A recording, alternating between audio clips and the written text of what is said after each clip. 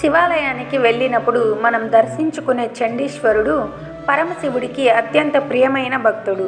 కానీ ఆయన తన కన్న తండ్రి కాళ్ళని గొడ్డలితో నరికేశారని మీకు తెలుసా? అసలు ఒక భక్తుడు అంతటి కఠినమైన నిర్ణయం ఎందుకు తీసుకున్నాడు? పూర్వం విచార శర్మ అనే బాలుడు ఉండేవాడు. అతను నిరంతరం శివనామస్మరణలోనే గడిపేవాడు. నదీ తీరంలో పశువులను కాస్తూ ఇసుకతో ఒక శివలింగాన్ని నిర్మించి ఆవుల నుండి వచ్చే పాలతో నిత్యం అభిషేకం చేసేవాడు. కానీ ఇది గమనించిన గ్రామస్తులు విచార శర్మ తండ్రి అయిన యచ్చదత్తుడికి ఫిర్యాదు చేశారు.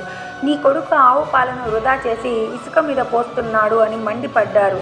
ఆగ్రహంతో ఊగిపోతూ వచ్చిన యచ్చదత్తుడు కొడుకు భక్తిని పిచ్చితనంగా భావించాడు. ధ్యానంలో ఉన్న కొడుకుని పిలిచినా పలకకపోవడంతో ఆవేశం ఆపుకోలేక తన కాలితో ఆ ఇసుక శివలింగాన్ని తన్ని పూజా ద్రవ్యాలను పాడు చేశాడు. కళ్ళు తెరిచిన విచార శర్మకు తన తండ్రి కనిపించలేదు.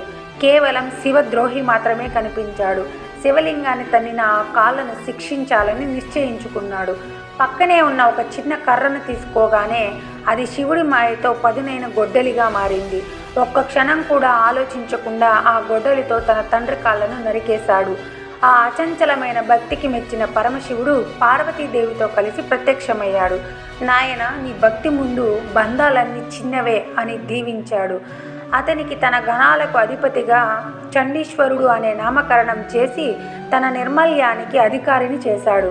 అందుకే శివాలయాల్లో చండీశ్వరుడికి ప్రత్యేక స్థానం ఉంటుంది. ఈ వీడియో మీకు నచ్చినట్లయితే లైక్ చేయండి, షేర్ చేయండి. మరిన్ని ఆధ్యాత్మిక విషయాల కోసం మా ఛానల్ని సబ్స్క్రైబ్ చేయండి. ఓం నమః శివాయ అని కామెంట్ చేయండి.